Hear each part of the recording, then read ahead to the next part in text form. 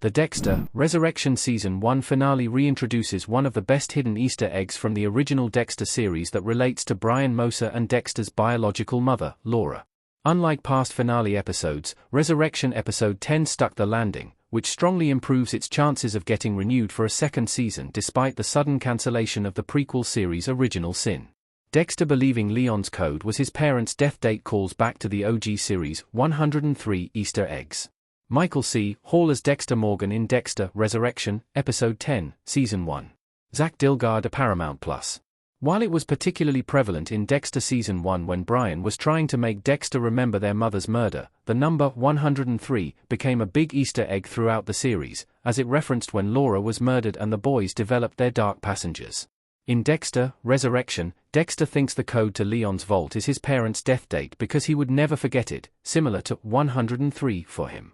As it turns out, Prater was thinking one step ahead and made the passcode the 8-digit inmate number for Cooper Morris, the man who killed his parents in a drunk driving accident. It makes more sense that Prater would remember the inmate number of Cooper Morris more than the date of his parents' death because of his obsessive fascination with serial killers.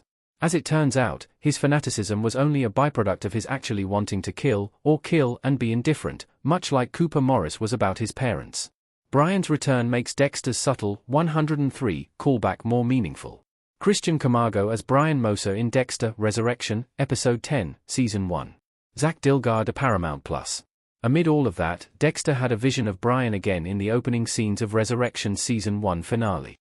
These moments bring back all those deeper meanings of when he was born in blood and, despite both being killers, how they still went down two very different paths after their mother's death.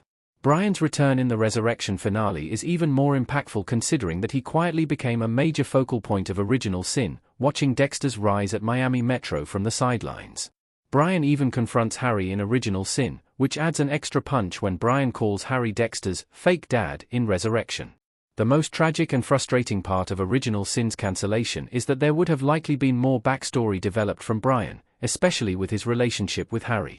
Since Dexter and Brian don't meet again until the events of Season 1, which take place in 2006, and the prequel started in the 1990s, a significant amount of time goes unaccounted for between these two series. Hopefully, there will at least be more Brian in Dexter, Resurrection Season 2.